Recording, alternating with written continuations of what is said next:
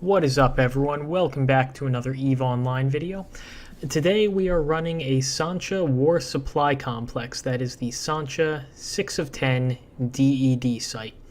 Now you can see I've sped up the video a little bit. That's because this site takes about 40-45 minutes to run, and I don't want this video to last that long. So we're doing it like this.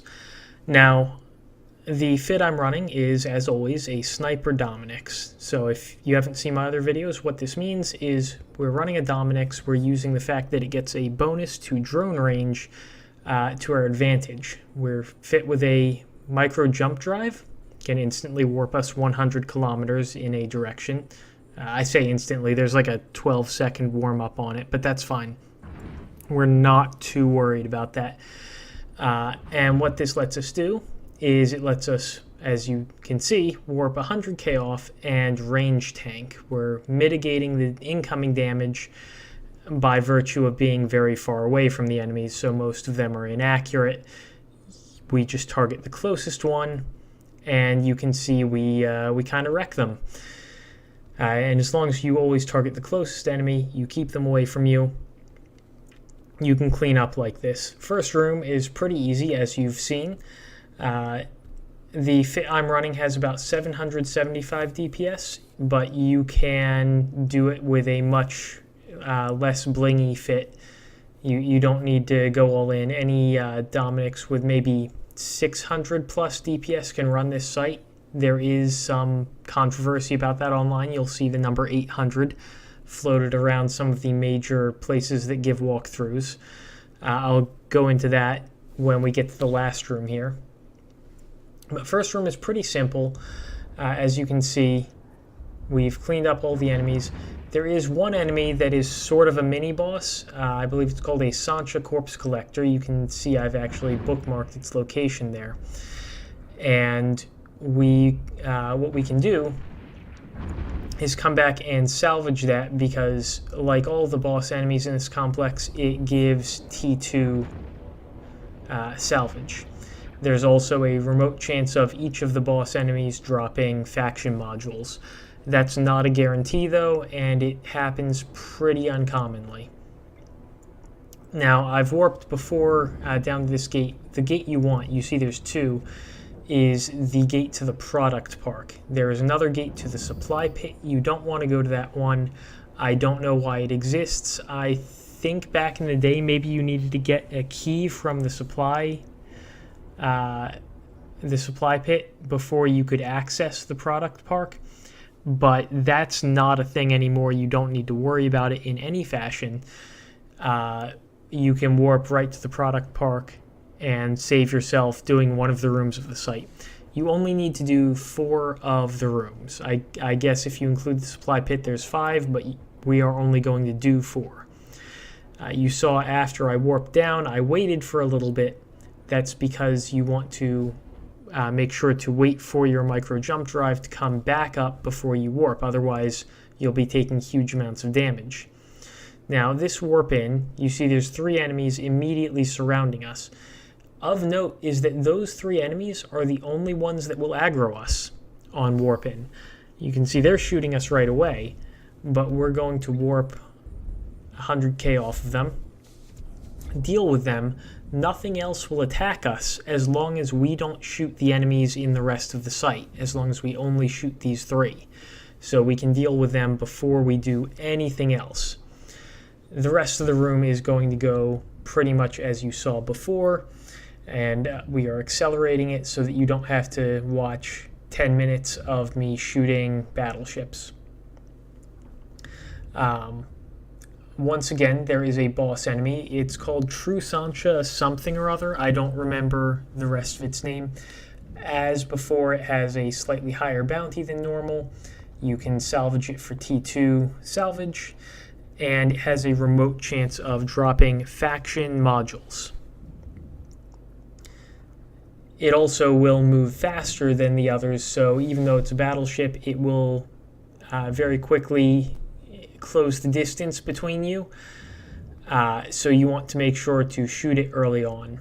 And I do recommend bookmarking all the rooms of the site so that you can collect the loot later. none of the loot except for the last room will really be that important, but if it's a free 10 mil, why give up on it, you know? So here we go dealing with the rest of the site. You see as soon as I start shooting, they start firing back. But we are able to kill pretty much everything before it can close to a dangerous distance with us. And we will, after this, be warping to the acceleration gate with our micro jump drive. This gate, when we did our initial warp, I aimed it poorly and ended up about 120k off, which means that after we warp there, we will have to burn to the gate. Luckily, that means that the time we spend burning is time we don't have to be waiting at the gate for our micro jump drive to come back up. So it doesn't really matter. We don't really lose any time to that mistake I made. The enemy at the end of this site can drop both Phantasm blueprints and Dead Space A-type modules. A-type, strangely, are the most expensive DED modules, even though X-type is better. I guess that's because there's more people farm the X-type modules, and that reduces supply, thereby increasing demand. I still don't understand why people would buy the A-type modules instead of the X-type, though. That said, they do, and so you can get some here and make bank off it. I don't understand it, but I don't need to. The fit we're running is 4 railguns in our high slots, along with 2 drone link amplifiers. That gives us the drone range we need in order to hit enemies at this distance. The mid slots is the micro jump drive, a sensor booster so we can target things at the long range we're engaging them at, along with 3 tracking uplinks to increase drone's optimal range. The drone types I'm using, by the way, are curators.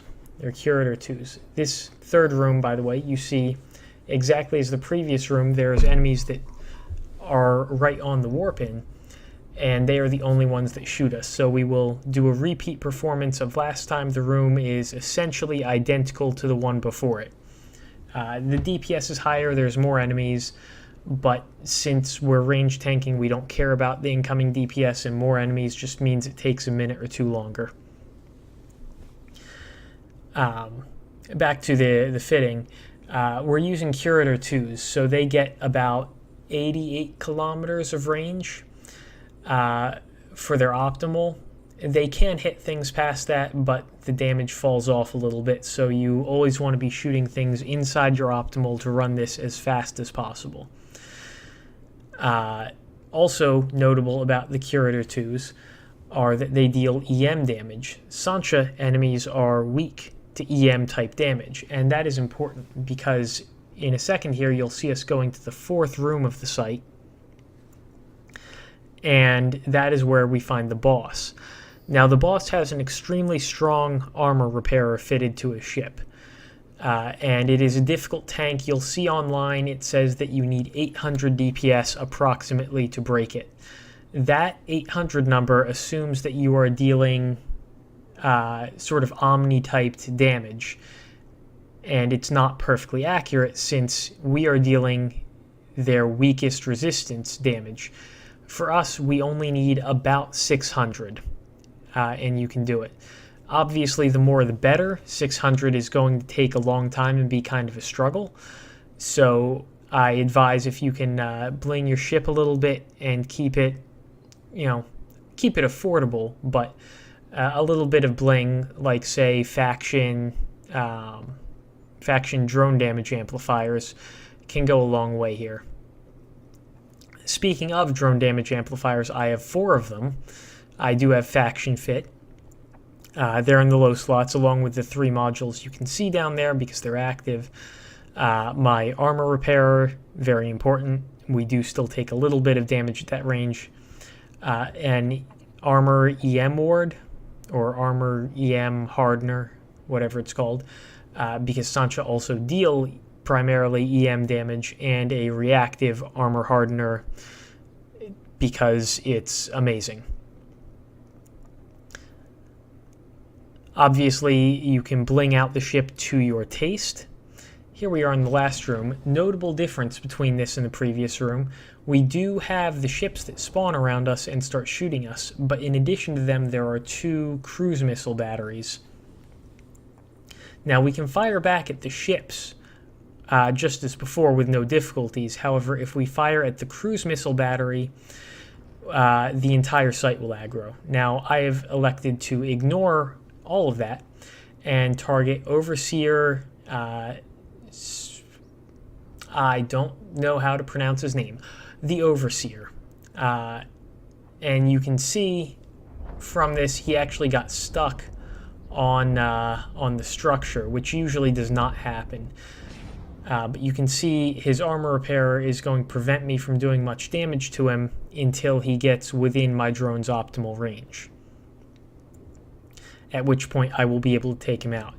He will be the fastest thing burning towards me, so we're just going to, as with all DED sites, shoot him and then bookmark his wreck and warp off. After we have killed him, the site will despawn as long as we're outside it, so we don't actually need to kill anything else in this room, just him. And if you're dealing EM damage, as I say, you need probably about 600 DPS, maybe 625, to break the armor tank. You can see it's very strong. Even with all my DPS on him, he's managing to repair through a goodly chunk of it. But he will eventually go down, and his structure tank is very weak, so as soon as he runs out of armor, he's going to go down in like 2 waves from my drones. My drones did take aggro, as you can see, as we went through this site.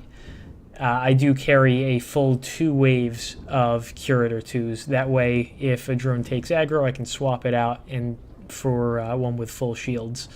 I started doing that after I ended up losing a drone due to my lack of attention.